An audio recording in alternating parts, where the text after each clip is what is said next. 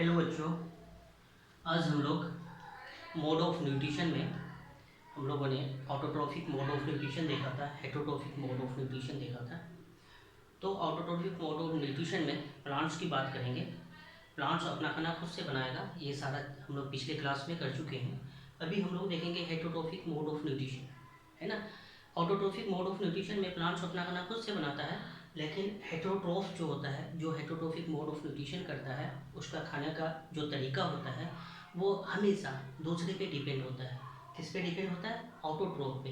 Directly autotroph को खाता है या फिर ऑटोट्रॉफ को खा के जो जिंदा रहता है उसको खाता है। दैट मीन्स हेटरोट्रॉफ के लिए हम लोग कह सकते हैं हेटेरोट्रोफ्स आर, हेटेरोट्रोफ्स क्या होता है, ये हमेशा डिपेंड्स होता है। किस पे?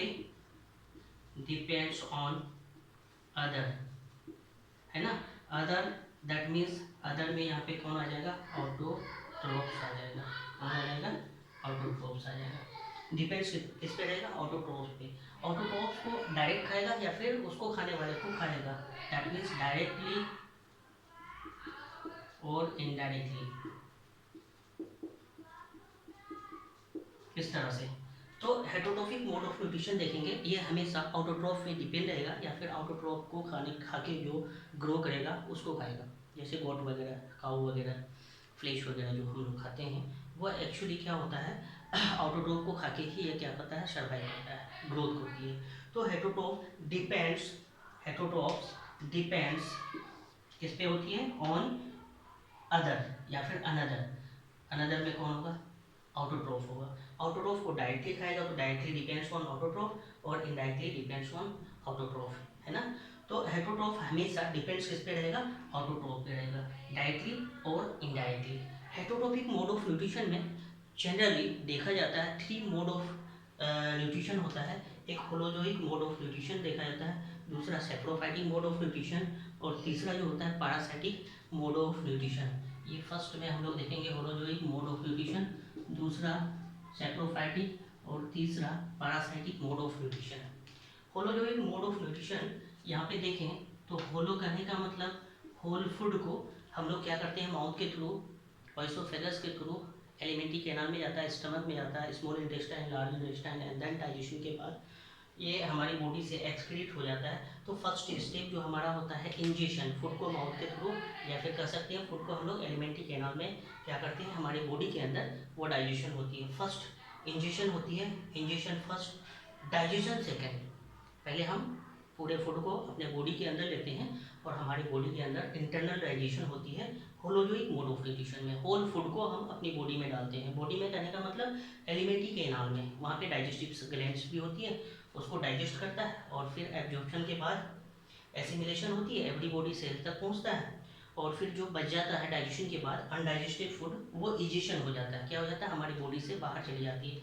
इसको हम लोग अनदर टर्म्स में एक्सक्रीशन बॉडी बोलते हैं। एक्सक्रीशन, है ना, हमारी बॉडी से बाहर आ जाती है। ये यूजफुल सब्सटेंस हमारे लिए नहीं है, तो हमारी बॉडी इसको क्या करता है? बाहर एक्सक्रीट कर देता है। उसको हम लोग क्या बोलते हैं? एक्सक्रीशन बोलते हैं। एग्जाम्पल में हम लोग याद रखेंगे ह्यूमन और एनिमल्स, जिसमें एलिमेंट्री कैनाल प्रेजेंट होता है। वो मोड ऑफ न्यूट्रिशन, खाने का तरीका क्या होता है? Holozoic mode of nutrition. That means पूरे फूड को अपने बॉडी के अंदर लिया और उसको डाइजेस्ट किया। दूसरा जो मोड ऑफ न्यूट्रिशन होता है सेप्रोफाइटिक मोड ऑफ न्यूट्रिशन होता है। सेप्रो और फाइटिक, है ना। सेप्रो means dead and decaying substance को एज ए फूड, फाइटिक कहने का मतलब खाने वाला, भक्षी, है ना, लेने वाला, अपना न्यूट्रिशन के लिए, लाइफ प्रोसेस करने के लिए जो एनर्जी सोर्स होता है, डेड एंड डिकेइंग सब्सटेंस होता है, एज ए फूड होता है। एज ए फूड, ये जो डेड एंड डिकेइंग सब्सटेंस है वो एक्चुअली क्या है? वो क्या है? ये ऑर्गेनिक फूड है। क्या है? ऑर्गेनिक फूड है। ये क्या है? ऑर्गेनिक मैटर है। एज ए फूड सेप्रोफाइट्स क्या करता है? डेड एंड डिकेइंग सब्सटेंस को ऑर्गेनिक मैटर फॉर्म में रहता है, उसको एज ए फूड लेता है।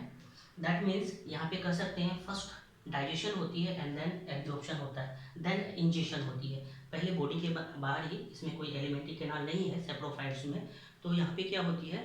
पहले micro organism, saprophytes micro organism जो होता है, अगर ये फूड है तो फूड पार्टिकल्स पे ये डाइजेस्टिव एंजाइम सेक्रेट करता है, और जब डाइजेशन हो जाता है तो ये सिंपल एब्जॉर्प्शन कर लेता है।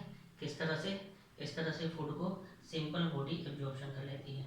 दैट मीन्स यहाँ पे एलिमेंट्री कैनाल्स नहीं होता है। विदाउट एलिमेंट्री कैनाल्स बॉडी के बाहर ही डाइजेशन होती है और डाइजेस्टेड फूड को माइक्रो ऑर्गेनिज्म क्या करता है, इस तरह से माइक्रो ऑर्गेनिज्म दिखाएंगे। ये क्या करता है, डाइजेस्टिव एंजाइम्स का सिंथेसिस करता है उस फूड पार्टिकल्स पे। फूड पार्टिकल्स डाइजेस्ट होता है, डाइजेस्टेड फूड को वो सिंपल एब्जॉर्प्शन कर लेता है ना। तो बॉडी सरफेस से saprophytes, सेप्रो means dead and decaying substance, fights कहने का मतलब एज ए फूड लेने वाला। क्या लेने वाला? डेड एंड डिकेइंग सब्सटेंस से ही वो अपनी एनर्जी को, अपनी लाइफ प्रोसेस के लिए जो न्यूट्रिएंट होता है कहाँ से लेता है? डेड एंड डिकेइंग सब्सटेंस को। एक प्लांट है, एक एनिमल्स है, पूरी लाइफ को जीता है, लाइफ साइकिल कंप्लीट होती है और इसकी डेथ होती है। जब डेथ होती है तो माइक्रो ऑर्गेनिज्म क्या करता है? बैक्टीरिया एंड फंजाई, ये सब क्या है? माइक्रो ऑर्गेनिज्म है। ये माइक्रो ऑर्गेनिज्म इस डेड एंड डिकेइंग सब्सटेंस को डिकम्पोज कर देता है। तो एज ए डिकम्पोजर होगा, ये क्या होगा? As a decomposer.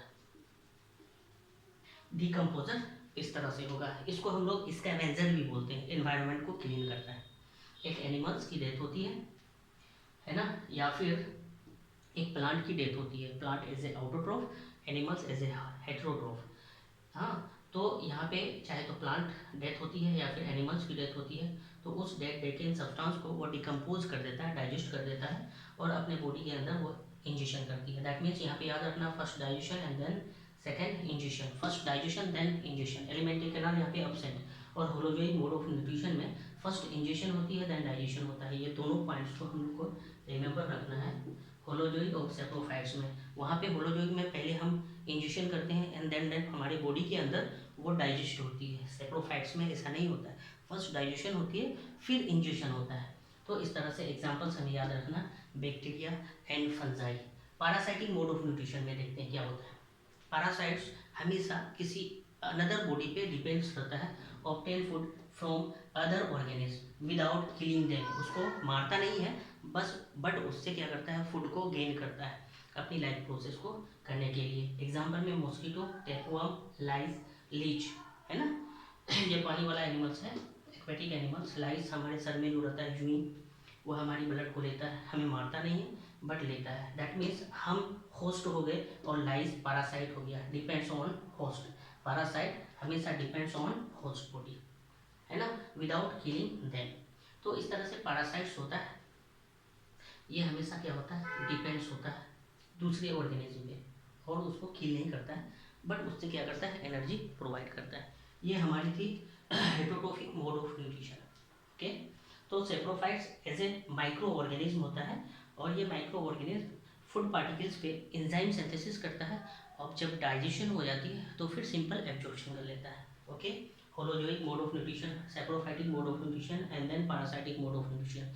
ये सब मोड ऑफ न्यूट्रिशन किसका है? हेटेरोट्रोफ्स का है। किसका है? हेटेरोट्रोफ्स का है। किसका है? हेटेरोट्रोफ्स का, है ना। अब हम लोग जो है ना एक कंसेप्ट देखेंगे नेक्स्ट क्लास में, इंशाल्लाह।